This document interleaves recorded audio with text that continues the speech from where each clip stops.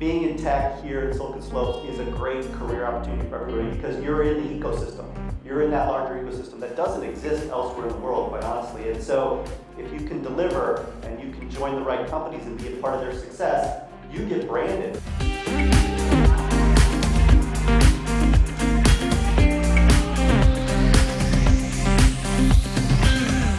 What are some of the characteristics of a company that does have IPO potential? So growth is kind of the most important thing. If I went back 20 years, you could get public at $50 million. And I would say now, at least what we experienced a year and a half ago, is you need to really be nearing about $200 million of that top one. I think you got to have a really good TAM. So your available market has to be minimum like 5 billion, preferably 10 billion plus. You got to be have some size and scale, so you're showing some ability to have escape velocity. You got to have some kind of competitive advantage with your product or technology, or the way you go to market, or some form of competitive advantage out there. And you got to be showing a lot of growth. You can show evidence of an expanding TAM over time.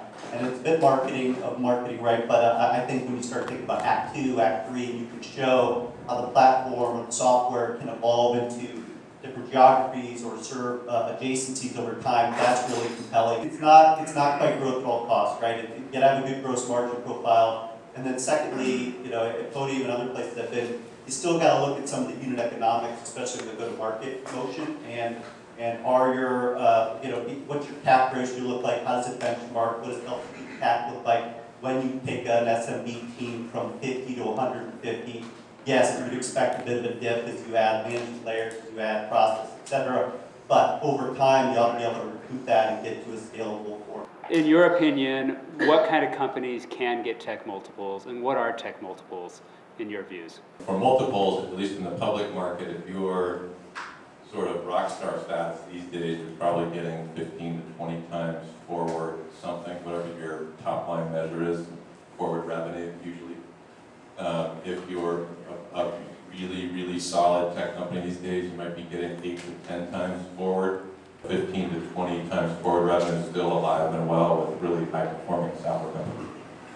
My personal philosophy is I don't want to solve for valuation. I'd rather have a clean structure and a clean cap table and maybe get a little ahead of my skis on a forward valuation, but not too much because it will come back to bite you. So those are a couple thoughts on the private. On the public, like James was saying, look, if you have an 80% plus gross margin SaaS business that is in a big TAM that's growing fast, and your unit economics are showing, they don't have to be perfect yet, but they're showing incremental improvement quarter over quarter, year over year, and you can tell the story of how that's going to continue, and there's some evidence that it has been building, then the valuations that we're talking about, 18, 20x, are out there. We've seen them in the public markets, and those are based largely on those kind of stories.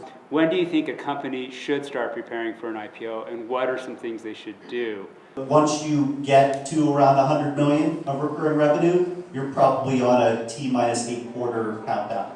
As you are nearing 100 million, you need to start thinking about how the next couple of years are going to unfold and put some plans in place on the people, process, and systems front.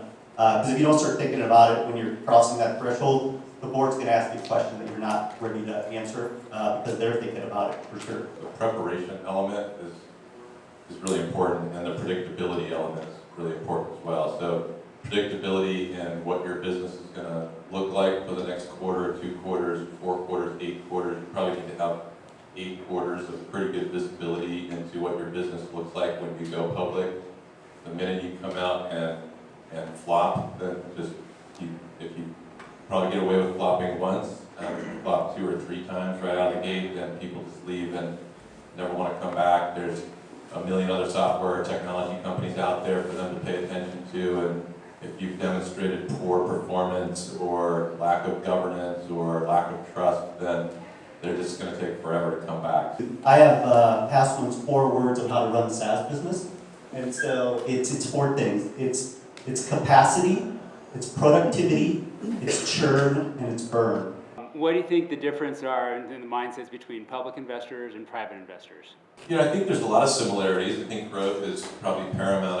I'd say public investors probably have a little bit more emphasis on sort of the unit economics and paths to profitability down the line. Private markets and private money might be willing to take more of a bet on a founder that might be considered a little more eccentric. In the public markets, that doesn't play super well. You don't need to have Workday to be public, but you need to probably start thinking about systems of that scale and size when you're getting close. What we're really saying is we love to give investment to people programs as long as we're giving even more investment to our go-to-market. I think that's a good summation.